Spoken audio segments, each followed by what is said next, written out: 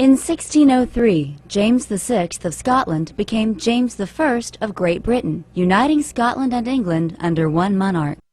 This was an era of great social, economic, and political development for England.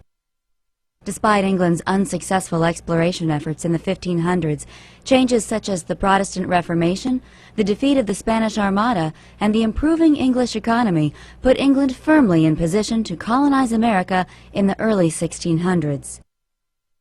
In 1606, King James I granted a charter to colonize Virginia, the entire area claimed by England in the New World, to a joint stock company called the Virginia Company of London.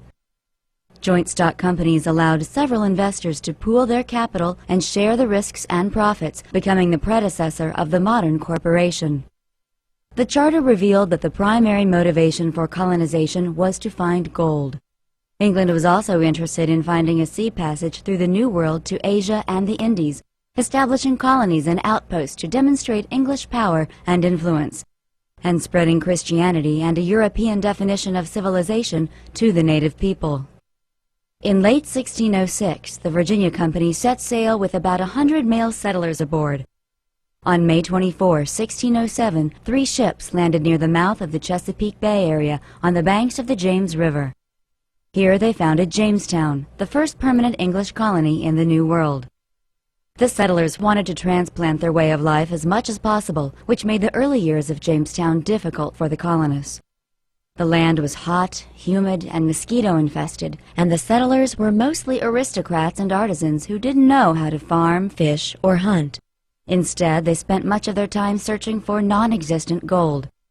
Many of the settlers who did not die on the trip to the New World died once they arrived from disease, malnutrition, and starvation. Shortly after, Captain Gosnold fell sick, and within 3 weeks died, Captain Radcliffe being then also very sick and weak, and myself having also tasted of the extremity thereof, but by God's assistance being well recovered. Captain John Smith, 1608. The Powhatan leader for numerous Algonquian-speaking Indian tribes in the region patiently observed and cautiously assisted the colonists. If it wasn't for the help of the Indians, the entire colony might have been lost.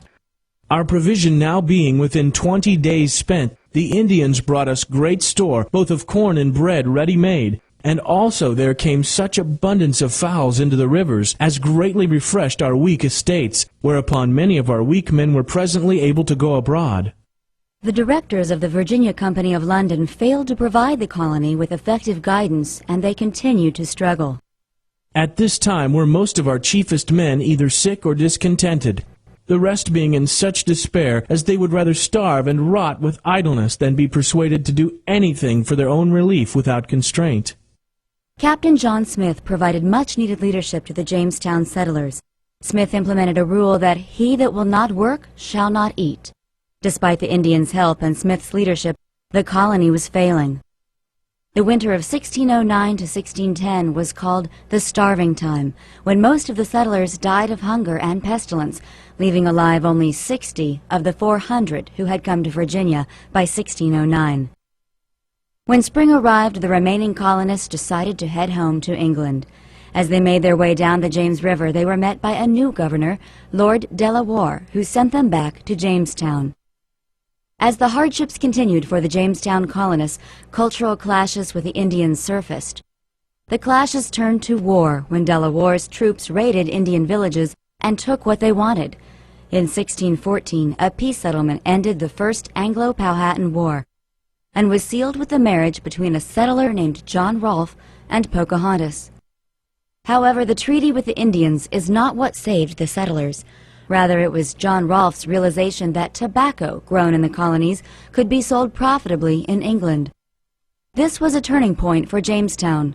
John Rolfe imported tobacco seeds that were much smoother and milder than the local tobacco, making it much more suitable for the English market. By 1616, tobacco had become Jamestown's principal export and finally put the colony on firm economic ground.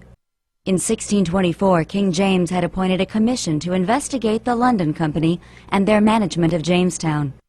The committee recommended the court dissolve the company, so the king revoked the charter, making Virginia a royal colony directly under his control.